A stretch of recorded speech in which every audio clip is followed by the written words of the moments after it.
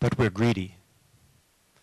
You combine those two things, and we have individuals, communities, nations, corporations, you name it, lining up behind the wrong signals, behind the wrong motivation. This is a spiritual dimension. This is a dimension of values. Part of the solution is we need to change the way we see and feel the world. We need to value life higher than money. We are literally eating our children's world. More disturbing still, where the science puts us by the middle of this century, if we don't change quickly, is a doubling from 300 to 600 parts per million. At this point, we will have kicked off, we will have triggered runaway climate change, from which there is no emerging. Only God knows what will happen if we kick off runaway climate change. There are feedback loops. Once you go so far, nature takes over. The planet will continue to warm of its own accord until it finds some sort of balance. Whether or not humanity can survive that is an unknown. Whether or not life can survive that is an unknown. Again, in my longer presentation, I go into all of these things in depth. By the way, I invite anyone in this audience to please get in touch with me through Roy. I will give my presentation anywhere in the world.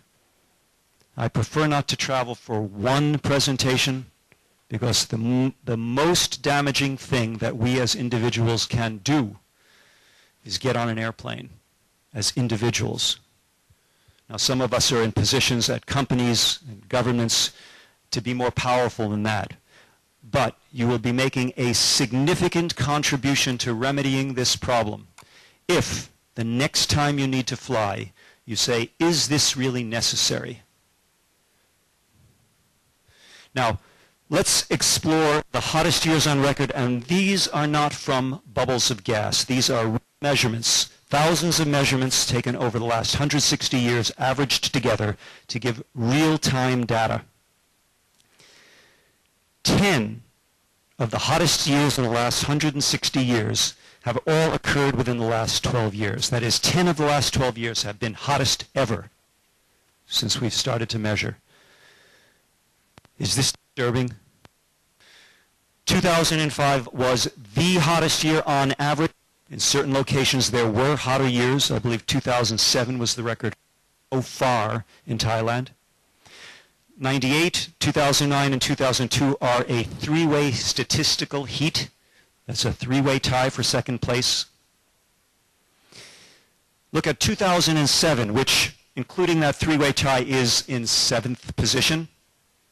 Pay particular attention because, as I said, in Thailand, 2007, all these cities achieved hottest temperatures on record. That is most of the population of Thailand.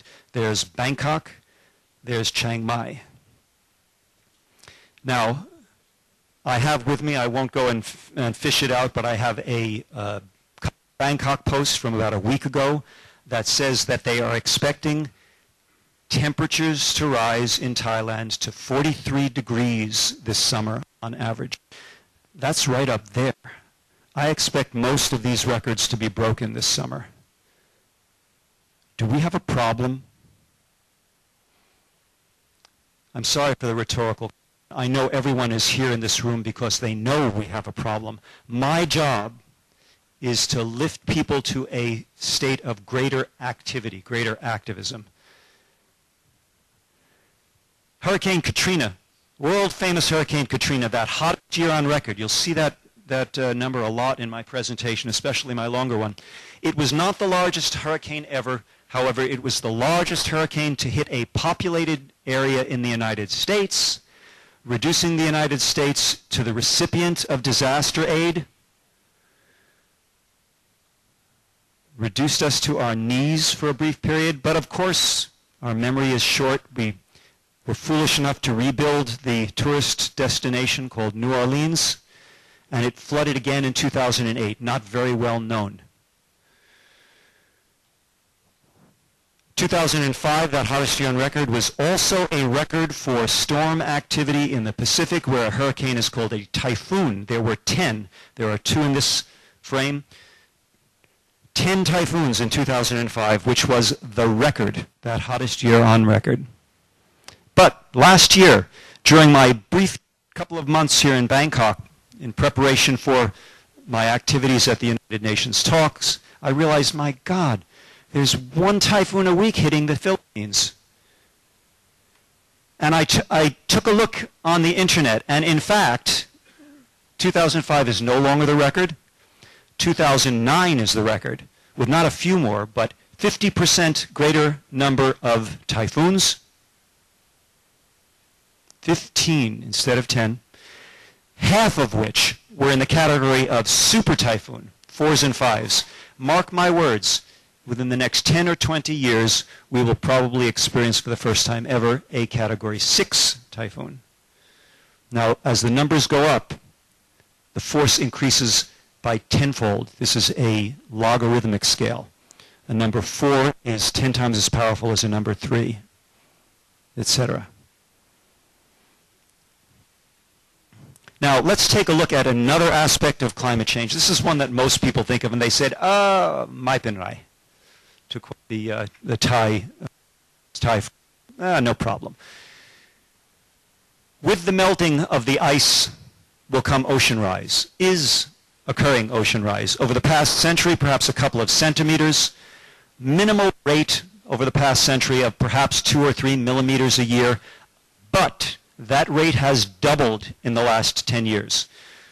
As a trained mathematician, I know once you start to see things double, rates start to double, watch out, because you're getting into the flux point of an exponential system. Exponential growth is something you don't want to mess with in terms of climate. But let's look at ocean rise and what effect it will have in Thailand. Starting at the Grand Palace in Wat Po, arguably the center of Thailand traditionally. Let's take an aerial tour, zoom out compliments of Google Earth, satellite imagery, so we can see all of the City of Angels. And let's go out a little bit more so we can see all of the delta area of Thailand down to the Bay of Thailand. And that blue area will be inundated with water, streets flooded, most of the time with 2 meters of ocean rise. We are expecting at the low end, a meter by the end of the century. The conservative estimates put it a meter by the end of this century. That was part of the IPCC report. That did not factor in the melting of the Greenland ice cap because there were several nations that objected strongly. I need not tell you which nations those were, but they had special interests in fossil fuels. Listen, I don't want to impugn any nation. I want to impugn them all.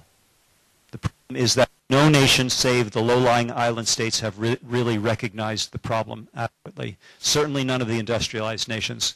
Unfortunately, governments are influenced, if not controlled, by commercial interests, and the commercial interests have not awakened adequately, if at all, to the concept that a business plan which kills its own market is not a good business plan.